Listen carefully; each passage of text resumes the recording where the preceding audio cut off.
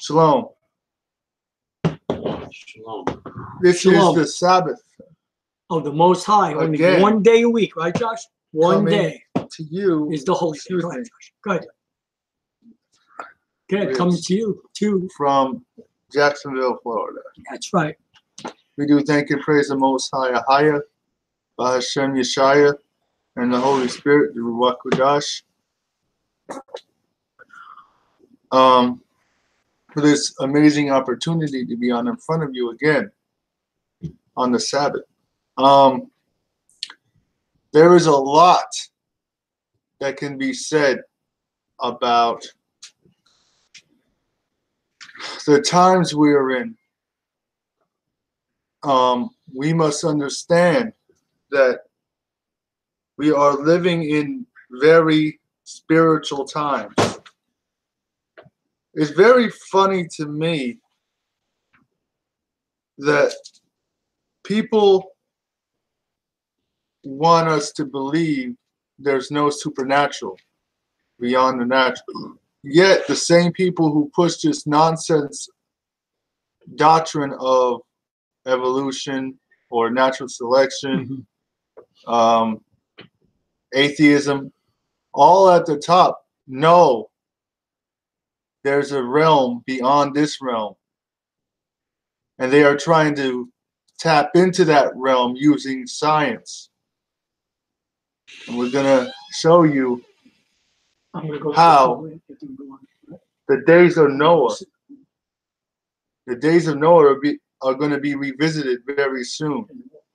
Yes. The good, world, Josh. That's right. Come on. we are about to revisit the days before the flood, literally. We are smack dab in the middle of the days of Noah. Whether you want to believe it or not, that's up to you.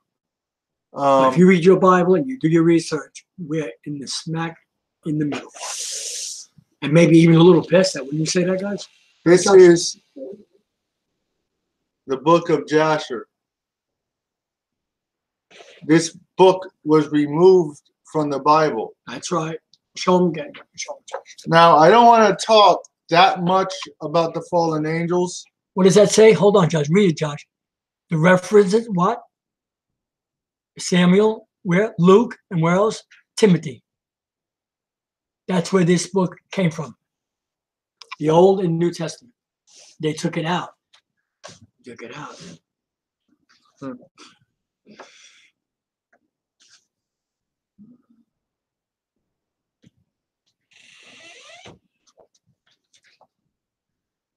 And I want to preference this understanding before we go in. And I want to say this. For the people that want to doubt there's a supernatural, just really research what science is really doing at the top. Come on, go ahead, Josh. Because they'll tell you they are trying to use technology to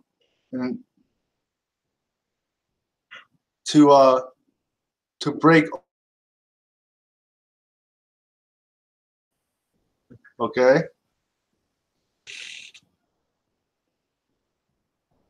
Now, a portal, Josh, is it in the earth or is it in the sky too? Could it be just in the earth? Is it in the earth? So. Okay, that's good. That's good. What I want to do is. Go ahead, brother. I want to read a couple scriptures and play a video. Then read some more scriptures and we'll finish. Yeah, we're going to probably make it a little short today, but we're on a lot. We're on like, what, 3-4 days a week, guys? So, yeah. You know, you can find us on almost live. The whole subject today is going to be strictly concerning the days of Noah. Now, we understand that Christ referenced this. He said, before I come back, it will just be like the days of Noah. Now, a lot of people take that just to mean on the earth. Like people will be gluttonous, drunk, drinking, giving in marriage. Come on. But that's really not what it's. That's really not what Christ was referring to. You see, before the flood, and we know this, and we're going to read a little. We're going to read in the book of Genesis and the book of Yashayah before we play this video. Give you some snippets of information tonight. Let me read for you, Josh.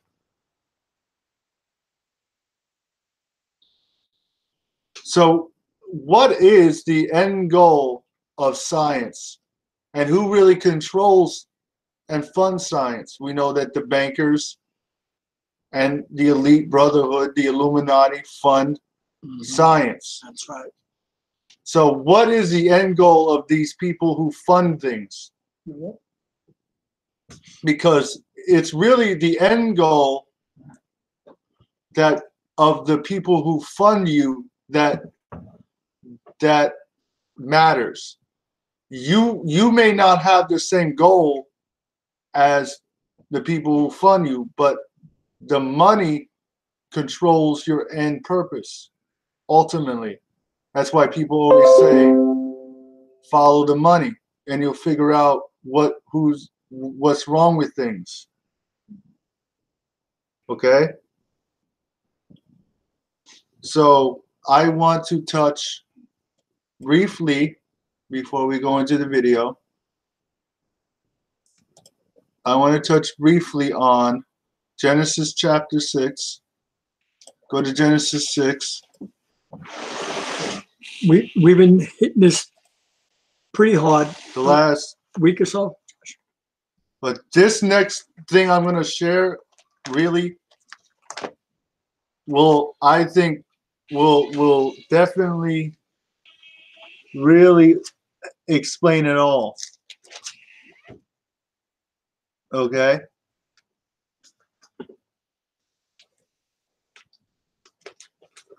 It was actually 31 years later, after being called a Christian. I came out 8 years ago into understanding the Bible correctly. Now I understand Genesis 6. And how does this relate to our times? Because everything in the Bible is going to be revisited. Everything. Genesis, nothing new under the sun. Genesis 6 is actually the end times. It sure is. The key to understanding the end times is really in the beginning of the Bible. Mm-hmm. And Revelation is just a summary of Genesis 6. Yes, that's right. How true. Genesis 6:1, and it came to pass when men began to multiply on the face of the earth, and daughters were born unto them. Read. That the angels of the Most High, which is the sons of God, saw the daughters of men. So they looked down from heaven, above. They left their estate. And they saw these women. That they were fair. And they took them wives of all which they chose. Or choose. And the Most High said, my spirit. Stop. Go to Jude. Let's go to Jude. Go to Jude real fast. In Genesis? Yeah, we're coming right back to Genesis. Okay. Go to Jude 1 and verse. Right before Revelation. It's one chapter. The book before Revelation.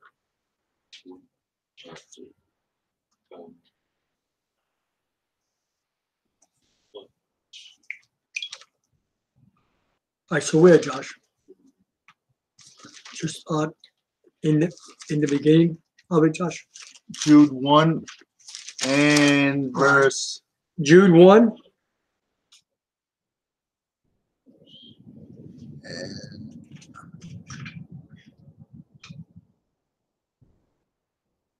Verse 6.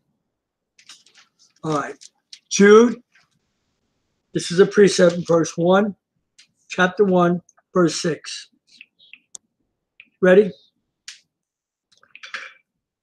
And the angels, which kept not their first estate, but left their own habitation. See, they came down. All right. He had reserved in everlasting chains, under darkness unto the judgment of the great day. So we understand that the Most High bound these angels in darkness. Okay. In the earth, in 1 Peter, 2 Peter 2 and 4. So the problem is, what did they, other than sleeping with women, which is a sin, what else did these angels do to bring such a harsh judgment upon them?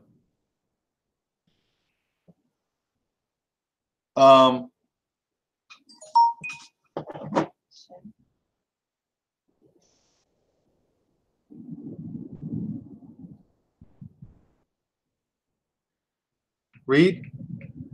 Even as Sodom and Gomorrah and the cities about them, in like manner, same way, giving themselves over to fornication and going after strange flesh, are set forth for an example, suffering the vengeance of eternal fire. So we know that the Most High destroyed Sodom and also know that angels and entities from beyond were still dealing with man after the flood. Back to Genesis 6. Okay. All right. And the Most High said,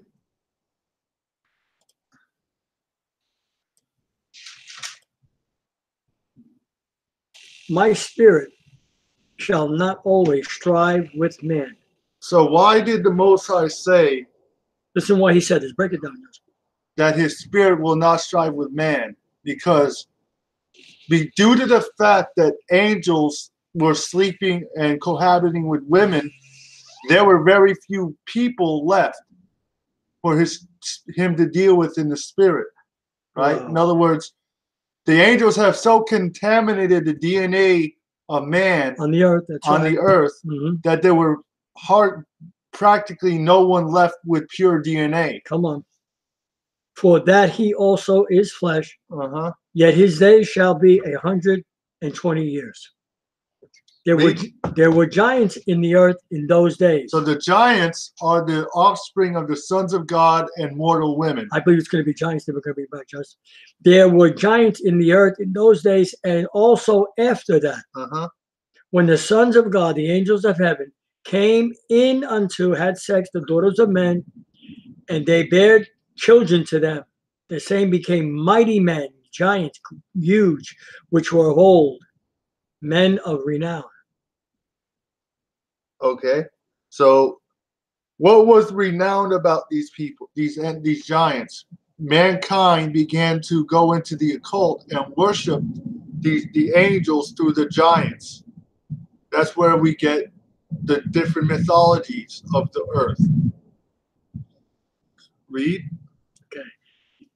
And the Most High saw that the wickedness of man was great in the earth, and that every imagination of the thoughts of his spirit or his heart was only evil continually.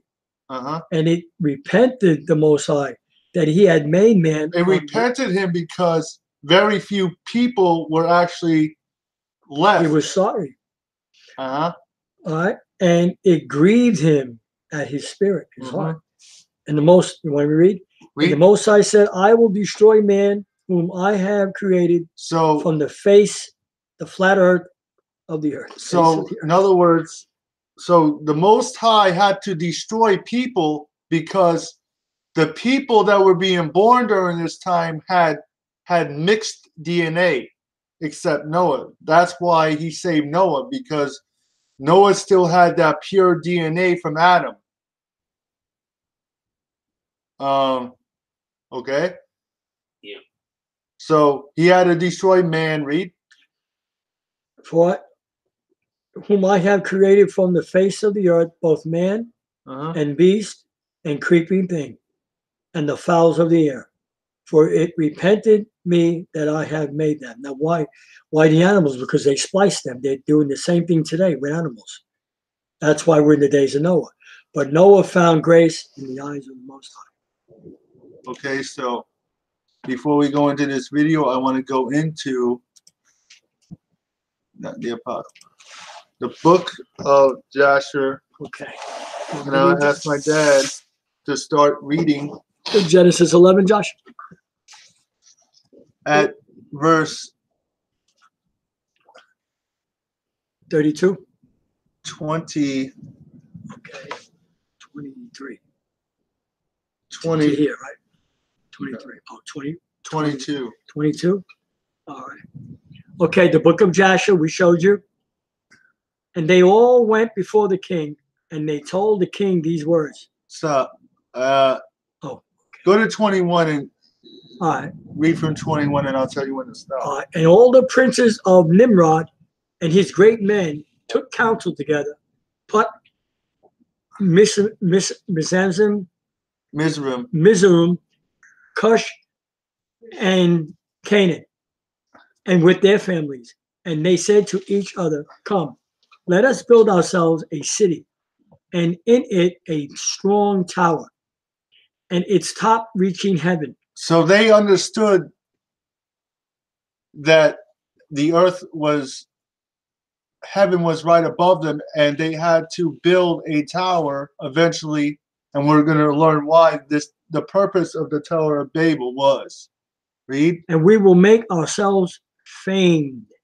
In other words, a name, famous, so that we may reign upon the whole world, in order that the evil of our enemies may cease from us, that we may reign mightily over them, and that we may not become scattered over the earth on account of their wars. Read. And they all went before the king, and they told the king these words, and the king agreed with them in their affair, and he did so. Read. And all the families assembled, consisting of about 600,000 men. And they went to seek an extensive piece of ground to build the city and the tower. And they sought in the whole earth, and they found none, like one valley at the east of the land of Shinar, about 2 days' walk. And they journeyed there, and they dwelt there.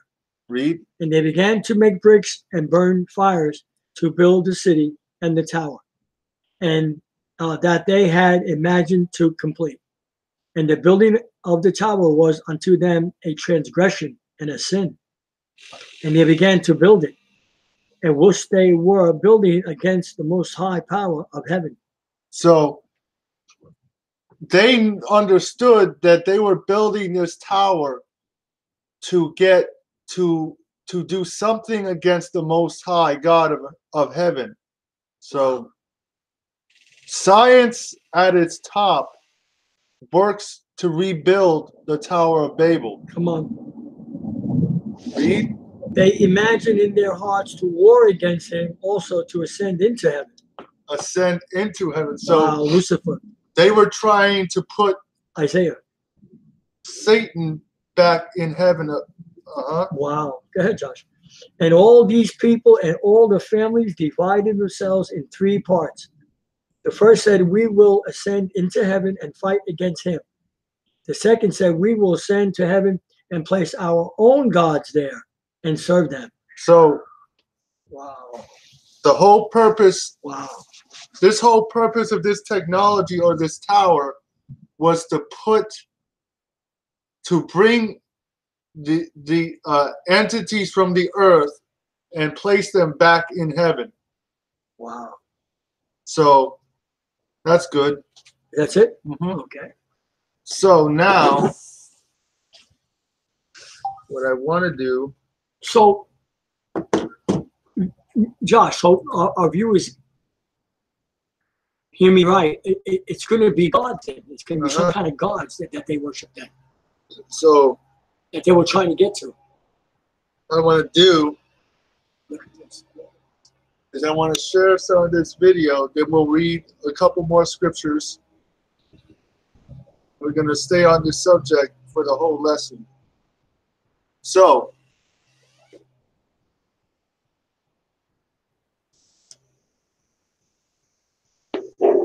You're the one that you told to read. So that's right.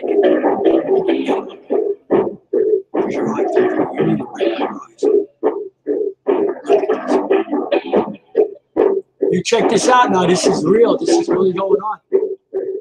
In a perfect world, the greatest accomplishments of science would be the product of goodwill toward men and the desire for peace and prosperity. However, in the practical world, the world in which we live, the greatest accomplishments of modern science are often facilitated and funded by men who have anything but goodwill and peace on their minds. Come on. That's right. CERN is the largest scientific consortium in the world, involving thousands of top physicists from 21 member states, all working in tandem to discover the fundamental elements that hold the universe together.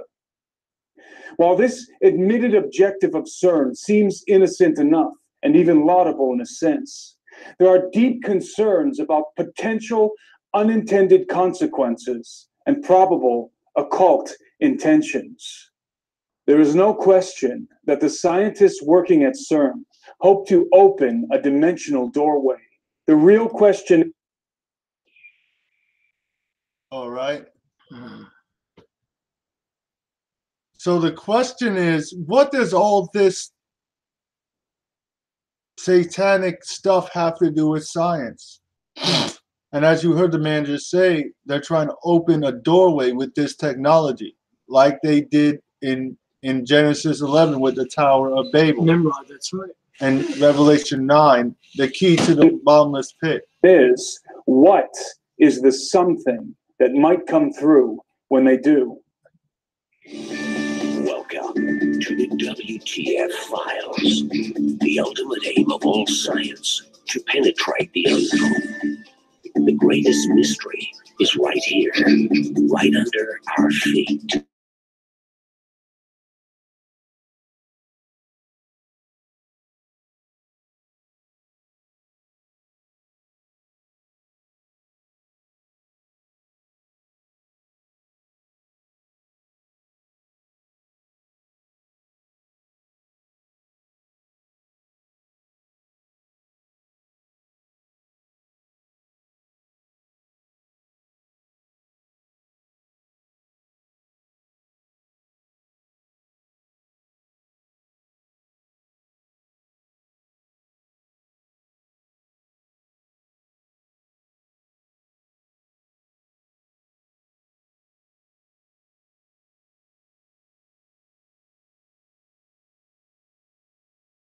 Beams to a velocity just under the speed of light and then smashes them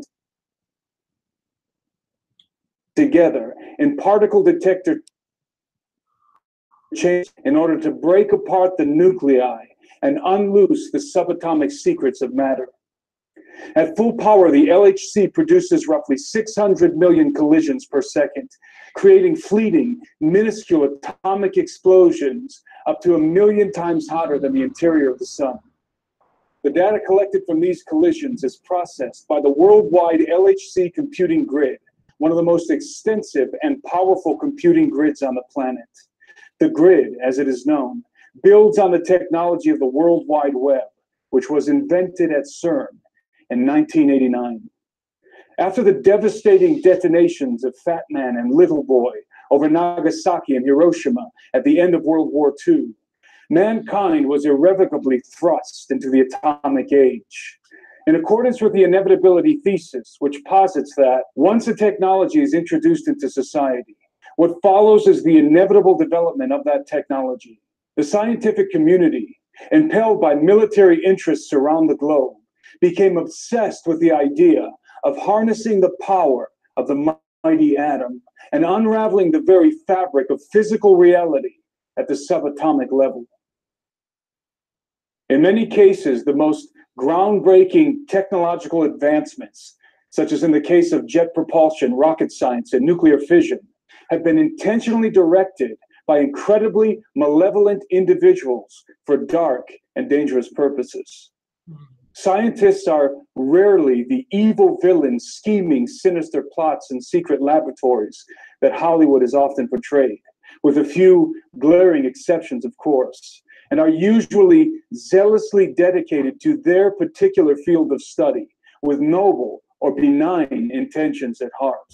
However, this kind of religious commitment to science can engender blind apathy, if not willful ignorance, concerning the overarching implications and ill intentions of the benefactors facilitating their work. This is certainly the case of the brilliant men and women working at CERN, most of whom naively believe that the prime objective of their research is to merely understand what the universe is made of and how it all started at the Big Bang. Unfortunately, what they fail to realize, apart from the fact that they're working from a false premise to begin with, is that their research is very likely being used to advance a hidden agenda, the conspirators of which are well aware of who created the universe and are absolutely intent on making war with him and enthroning another in his place. CERN is an acronym derived from the French rendition of the designation European Council for Nuclear Research, which was a provisional council organized in the early 1950s with critical backing from the United Nations, whose task was to plan for the construction of a multinational European research facility that would be dedicated to the study and advancement of nuclear physics. On the 29th of September, 1954, the Provisional Council was dissolved and the European Organization for Nuclear Research, or CERN, was born. As an interesting side note, the infamous Bilderberg Group was also conceived that same year, exactly 4 months later, on the 29th of May. Both of these organizations enjoy diplomatic immunity. Although the Provisional Council had been dissolved, paradoxically, the acronym of CERN remained, even though it did not correspond to the title of the new organization. It was distinguished physicist and one of the key pioneers of quantum mechanics, Werner Karl Heisenberg, who had inexplicably insisted that the original acronym of CERN remain in effect, as Tom Horn elucidates in his book, On the Path of the Immortals. Werner Heisenberg understood quite well what quantum physics implied for humanity. Inherent within this theoretical realm, populated by obtuse equations and pipe-smoking scientists, lies what I call the Babylon potential. This is the secret knowledge, the scientific imperative, informed and driven by spiritual advisors, that the Bible cites as the key to opening a gateway for the gods. It is Ente Menaki, Baba Alu, the Abs. So these people at CERN at the top, these top scientists understand they're using this technology to open the bottomless pit. And where are these people coming from? For the last, how many centuries we can't even count it. Well, no, we can. Centuries. They've come down to Mount Hermon and they cohabit with women. And they go right into the technology from, they're not from this realm. The doorway to hell. Tom goes on to explain that, although Heisenberg may or may not have known it, CERN is an abbreviated title for an ancient Celtic deity called Cernunnos. Cernunnos, whose name means horned one, is thought to be the god of death and rebirth and the lord of the underworld. He is often depicted with rings or torques around his stag-like horns or in his hands, which may symbolize the circle of destruction and restoration that he represents. To further concretize this idea, Cernunnos is also depicted with a ring in one hand and a snake in the other. Because of the cycle by which it sheds its skin, the snake has ever been a mystical motif of death and rebirth, destruction and restoration. In a reversed esoteric adaptation, the rings of the Large Hadron Collider could be representative of the rings of Cernunnos, and by further associative interpretation, may very well reveal CERN's prime esoteric objective. On the 18th of June, 2004, a 2-meter-high statue bequeathed by the representatives of India's Department of Atomic Energy was ceremonially unveiled at CERN. It was a statue of the Hindu god Shiva engaged in the Nataraja, the cosmic dance of destruction. Shiva is one of 3 members of the Trimurti, the Hindu Trinity, in which the cosmic functions of creation, preservation, and destruction are personified in the forms of Brahma the creator, Vishnu the preserver, and Shiva the destroyer, who is also known as the transformer. A commemorative plaque positioned next to the likeness of the dancing Shiva emblazons a quote from Austrian-born American physicist Fritjof Capra. It reads, in part, "Hundreds of years ago, Indian artists created visual images of dancing Shivas in a beautiful series of bronzes.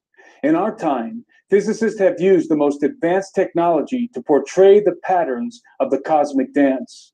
The metaphor of the cosmic dance thus unifies ancient mythology, religious art, and modern physics." In 2014, a dance opera entitled Symmetry was performed and filmed at the CERN facilities, including inside of the Large Hadron Collider. Directed by filmmaker Ruben Van Leer and featuring the voice of American soprano Claren McFadden, Symmetry was a collaborative project involving not only choreographers and dancers from the production team, but many of CERN's own scientists. Once again, rather than distance themselves from arcane and mythological associations, the scientists at CERN embraced this highly esoteric and occult-laced production.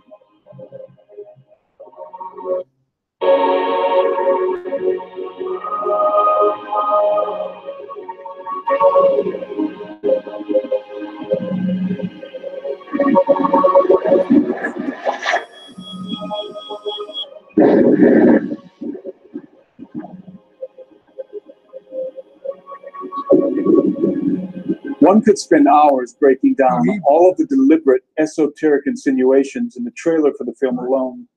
But in the interest of time, let me just point out one of the more obvious details. The name of the film's protagonist is Lucas, which also happens to be the actual name of a Slovakian dancer and choreographer who plays him. Without plunging too deeply into etymological roots, the name Lucas means bringer of light, and is in fact a derivation of the Latin term Lucifer. Of course, all of this could be purely coincidental, but given the overtly esoteric nature of the film, it is highly unlikely that the name of the main character is a consequence of happenstance, regardless of the filmmaker's intention.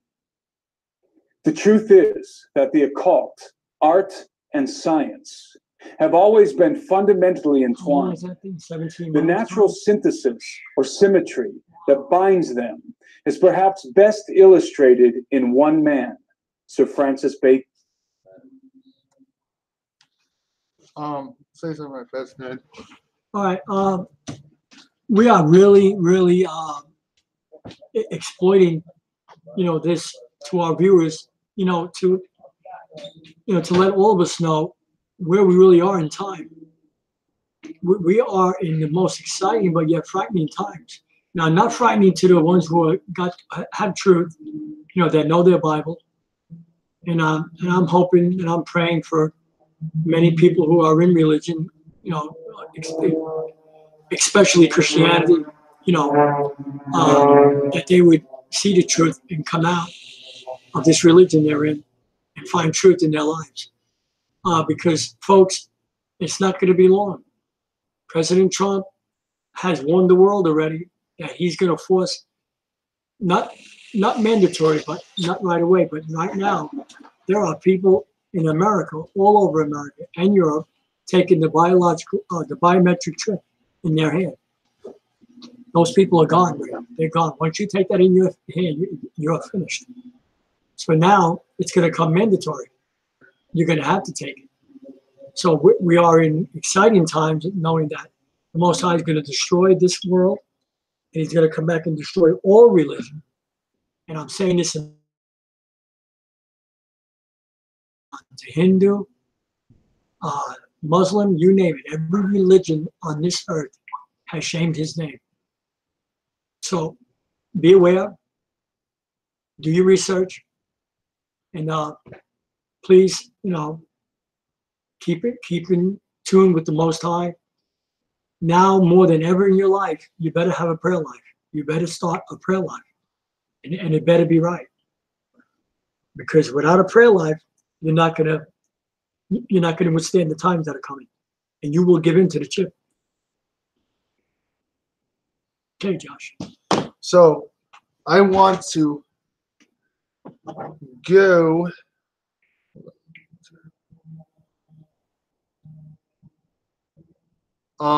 I want to go into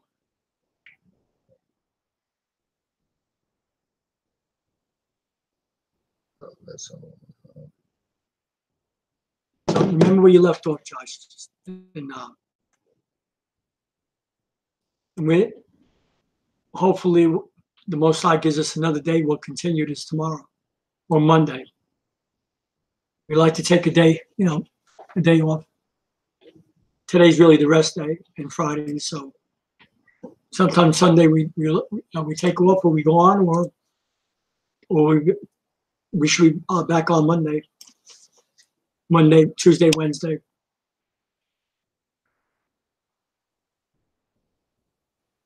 This is serious stuff, folks.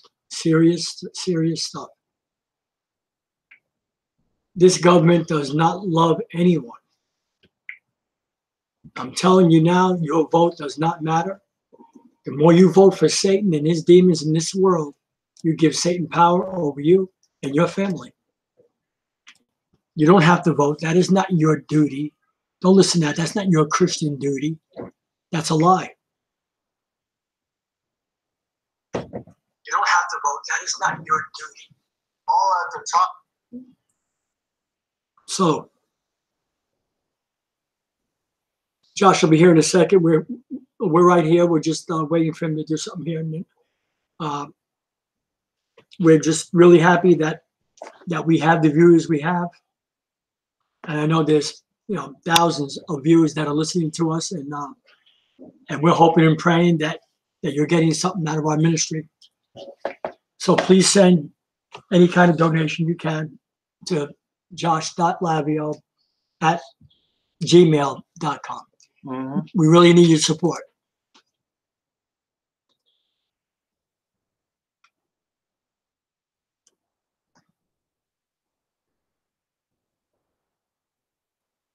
See, that's why we believe in precept upon precept. So we can go all over the Bible and match up scriptures in every book. And to show you that's how you need to learn how to read the Bible. So why is it this big thing about trying to go through what is the true purpose of science in reality at the highest point of society, at the highest levels?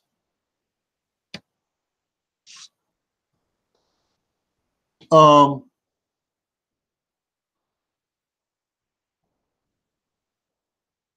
want to read just quickly here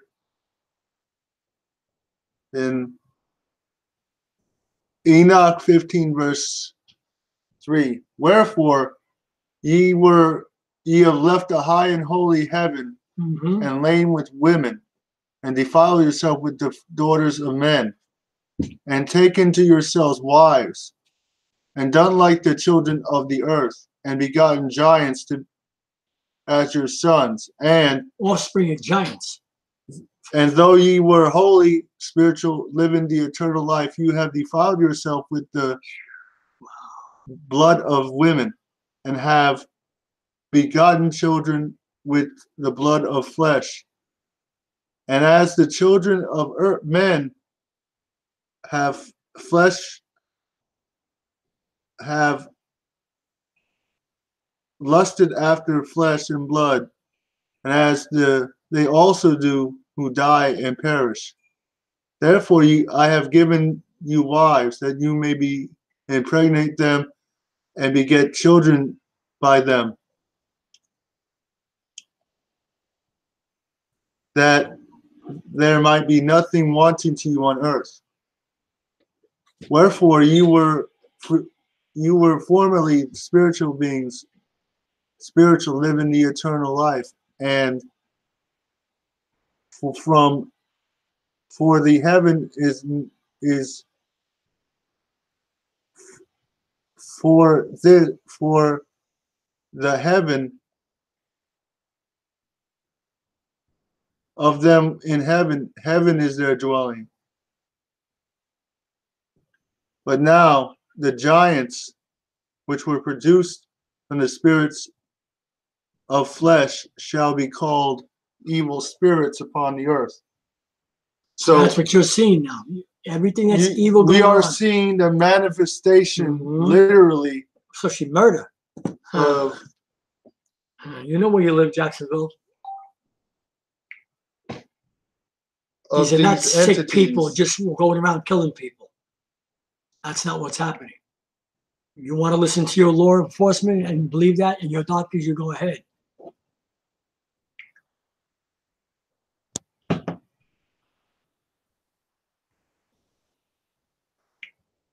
A person who murders is sin sick, not just sick, sin. So I just wanted to put that. So could it be that all this advanced technology is actually being used to connect with spirits that entities that were here during the flood, and who brought the first destruction of earth, of God's judgment on man? Angels, fallen angels, demons, spirits. It is. So I just wanted to put that in there.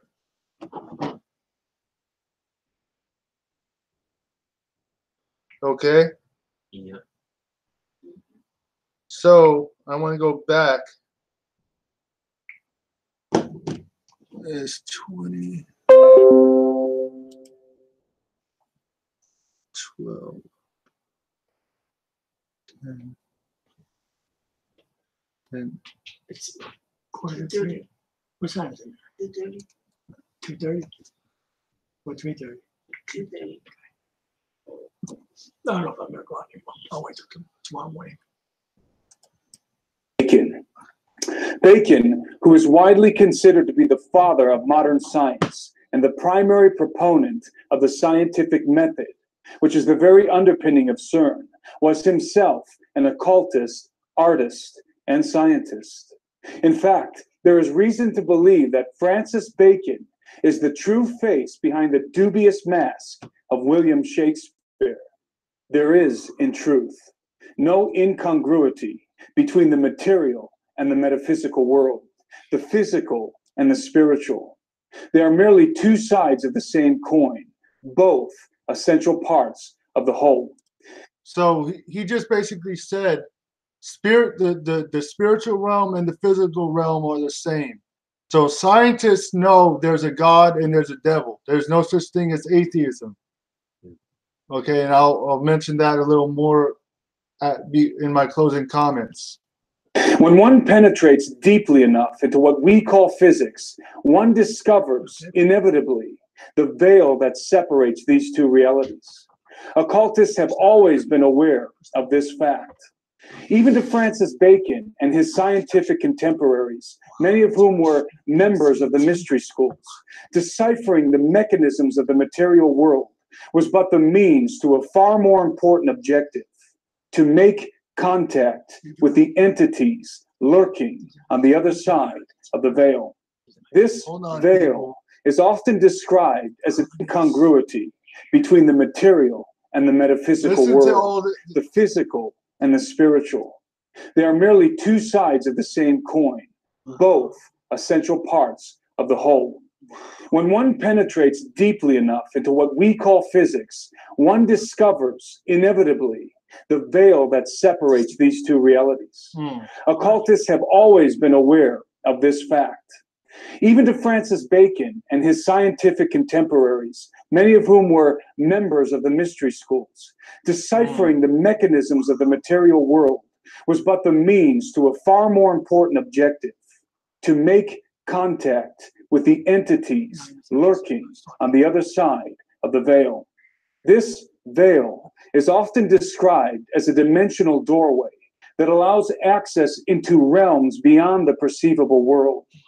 The concept of unperceivable dimensions existing essentially in the same space we physically occupy is not only very probable, but also very widely accepted in the scientific community. Idiot. Get out of the road. I just need 2 minutes to go home. Up your time. You can see me, huh? Many top physicists are quietly hoping that the proton collisions happening at the Large Hadron Collider will puncture the fabric of our four-dimensional confine and allow us to peek through the keyhole, as it were, into another dimension or alternate universe.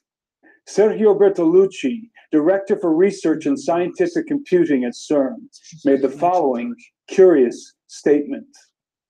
The Large Hadron Collider could open a doorway to an extra dimension, and out of this door might come something, or we might send something through it. There is no question that the scientists working at CERN hope to open a dimensional doorway. The real question is, what is the something that might come through when they do?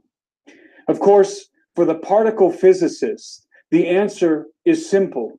They hope to discover new particles that might exist on alternate dimensional planes. There is no doubt that this is the true and honest intention of the vast majority of physicists working at CERN.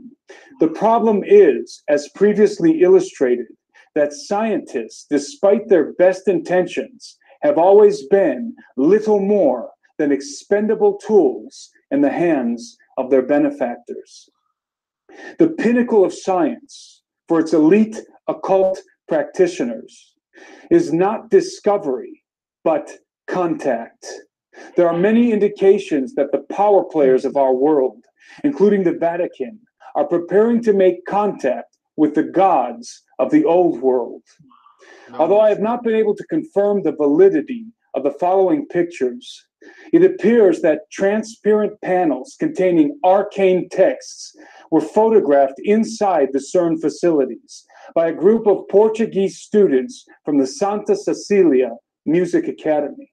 The texts have been described as greetings or invocations written in ancient languages, including Aramaic, Hebrew, Mandarin, and Sanskrit. In the case of Sanskrit, the only people with the ability to read this sacred script, considered to be the language of the gods, are the scholars of the Vedas and Upanishads. If authentic, these panels may have been prepared for those somethings that might come through the dimensional doorway. When it comes to CERN and its Large Hadron Collider, there is no shortage of theoretical doomsday scenarios, many of which have not been propounded by unlearned laymen such as myself, but by some of the most esteemed scientific minds in the world. The following is a brief list of the theoretical possibilities relating to the activities of CERN, and is by no means exhaustive. Number one, black holes. Perhaps the greatest fear among theoretical physicists concerning the LHC is that it might create uncontainable miniature black holes that could descend to the core of the planet and literally devour it from within. It is important to note that black holes are only theoretical constructs and have never been proven to exist. Black holes were first discovered as purely mathematical solutions of Einstein's field equations and are not necessary in Tesla's electric universe model. To date, black holes are science fiction. Number two, antimatter weapons. Unlike black holes, antimatter is not theoretical. Not only can it be measured, but it is already being created and contained in the LHC, though in very small quantities for short periods of time, according to CERN. Antimatter has enormous explosive potential. A quarter gram of antimatter can produce an explosive yield equivalent to 5 kilotons of TNT. If CERN develops the capability to create and store significant amounts of antimatter, and some claim it already has, then highly destructive antimatter weapons will be developed. The advantages of antimatter bombs, for example, are very great, and that they could produce atomic-level explosions without residual nuclear fallout. Number 3, particle beam weapons. A directed beam of high-energy subatomic particles moving at extreme velocity, such as the ones produced in the LHC, is capable of obliterating matter at the molecular level. Particle beam weapons are already on the battlefield, especially in Black Ops warfare, and the research of CERN will certainly expand and refine their military application. Number 4, time distortion and stargates. It has been suggested that by colliding heavier subatomic particles, such as lead ions, which CERN will soon be doing, space and time could be distorted, creating what Einstein called a Rosen bridge or stargate, which is basically a wormhole between two different locations, dimensions, or periods of time. It has also been suggested that such distortions in the space-time continuum could lead to what has been referred to as the Groundhog Day effect, in which time folds back on itself, allowing manipulation of the past. Number 5, DNA sequencing and artificial synthesis. Since it is a fact that the Synchrotron Collider at Berkeley and Walnut Creek, California, was used to help sequence human DNA for the Human Genome Project, it is certainly feasible that the Large Hadron Collider could also be employed in a similar way, but with much more precise results. There is evidence to suggest that artificial human or human hybrid genomes have already been synthesized at collider facilities, including CERN. Number 6, strangelets. Produced from a quark gluon plasma soup, sometimes generated after high-energy particle collisions. Strangelets are the most explosive substance in the known universe, and according to theoretical physicists, were responsible for the explosion at the so-called Big Bang. Contrary to popular belief, strangelets are not theoretical, but have been confirmed to exist at the Brookhaven National Laboratory, located on Long Island, New York, where physicists working with the Relativistic Heavy Ion Collider, or RHIC, are attempting not only to produce strangelets, but to contain them. The potential gains of this endeavor for the military-industrial complex are self-evident. Because the LHC is a much higher energy collider than the RHIC, strangelet production and containment is even more feasible at CERN. In light of this information, it should give everyone watching this analysis pause when confronted with the fact that China is even now preparing to construct a super collider twice the size of the one at CERN. There can be no doubt that in the best case scenario, the world is about to witness the most dangerous and potentially deadliest arms race in human history. I believe that the Luciferian priesthood behind the thrones of the European Union and the United Nations intend to use CERN as the key to literally open the gates of hell in order to release the gods that have been imprisoned there, those fallen watchers and arcane entities bound with chains in the abyss of Tartarus. Their prime objective is the restoration of the golden age, when the gods mingled themselves with the seed of men, and their hybrid offspring ruled the earth. By breaking the subatomic bonds of matter and casting away the cords that hold the material world together, mankind will willingly tear the veil that has been established for his own protection and unleash a darkness and chaos that the earth has not seen for many ages. This is the master plan of the Luciferian elite, who seek to open forbidden gates and usher in the entities that will lead them in a futile war against the Lord and against his anointed.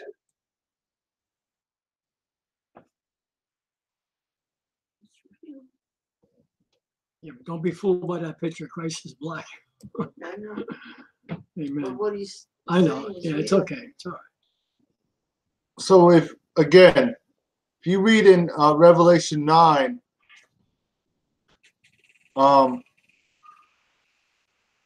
instead of referring, I'll just read it really quick. Oh, back to share screen. I should just did this, but I had to stop.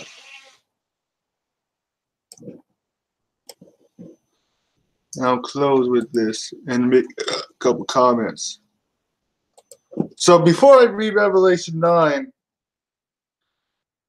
see, why are you trying to develop antimatter weaponry, like anti-light, all this stuff like laser beams, and what are you, because everything you fight on Earth is made of matter. Mm-hmm. Are you preparing for something to come out of the sky that you know you can't beat? Wow. So the real, like the brother said, they're preparing to fight against the Most High and in Christ. So they're actually going to bring him back, huh? So they want their, and why they're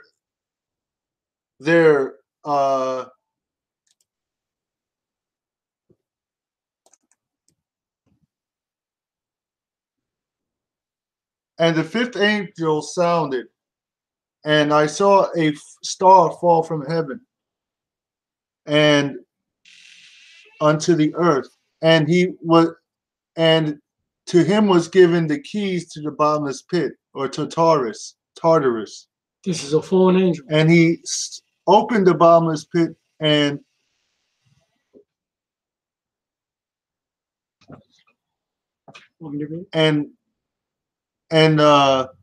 smoke arose out of the pit as of a great furnace, and the sun was darkened, and the moon by the sun was darkened by the reason of the smoke, and there came out of the smoke locusts, or demons, upon the earth, and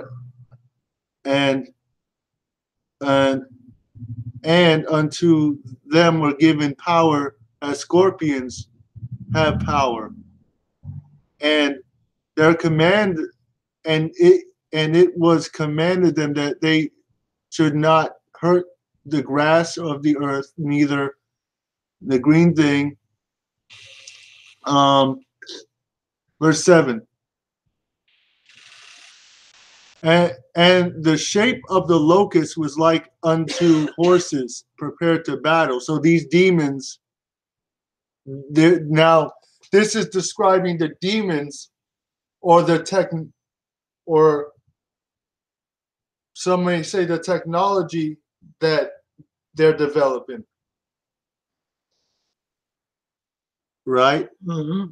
Horses prepared to battle. And if we think about this, we can easily say this is tanks or whatever they may have. Okay? And their heads were like the heads were as if they were crowned with gold, and their faces were the faces of men, and they had hair like the hair of women, and their teeth were the teeth of lions. 4 angels. And the breastplates, they had breastplates on, the breastplates of iron. And the sound of their wings was like the sound of chariots, as men rushing to battle.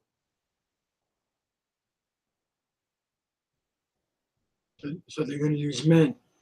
They're going to use weapons. And But highly technology weapons. And they had a king over them, the angel of the bottomless pit, Satan. or Satan. Mm-hmm. So this, now, I read all this to read this. This is what CERN is trying to bring back to Earth. Well, that's verse 11. Darkness. And they had the key to the bottom, and they had a king over them, which is the angel of the bottomless pit, whose name in the Hebrew tongue is Abaddon. And Apollyon. And in the Greek tongue, his name is Apollyon. That's Satan.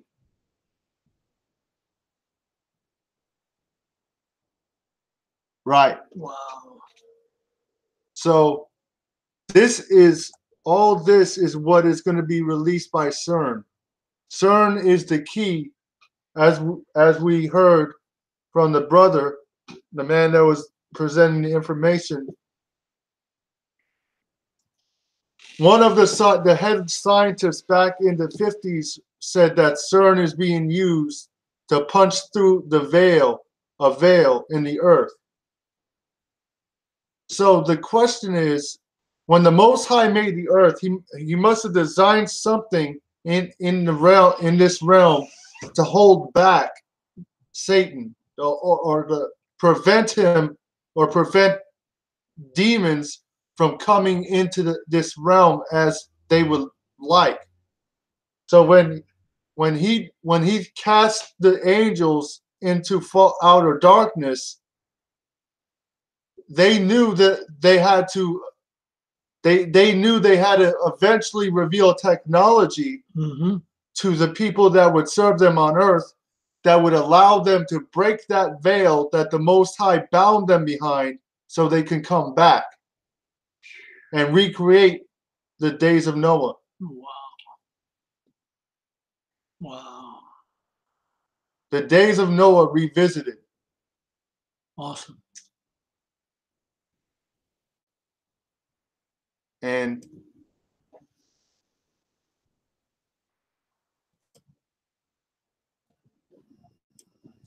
wow. Wow. What times we're in, Josh? What times we're in? so Exciting, but frightening, like I said, to people who don't know the truth and don't do their research. It's only going to be frightening to you if you don't know. Especially when we share this with people who don't know. They want to make a sarcastic comment or something, like they believe it can't happen. Yeah. So it's not going to happen. Uh-huh. So That's right. So there's a veil in the invisible. And like I mentioned while we were sharing the video, that's the ludicrousness of of atheism. There's no such thing as atheists. That's right. All these atheistic scientists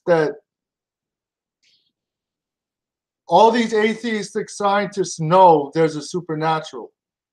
That's because science, what they deal with is a religion. Science is a religion. It's a belief system. Just like people who believe in the Bible, they believe in spirits and entities beyond the realm of the natural. The only problem with the spirits the entities they believe in is they are trying to destroy man.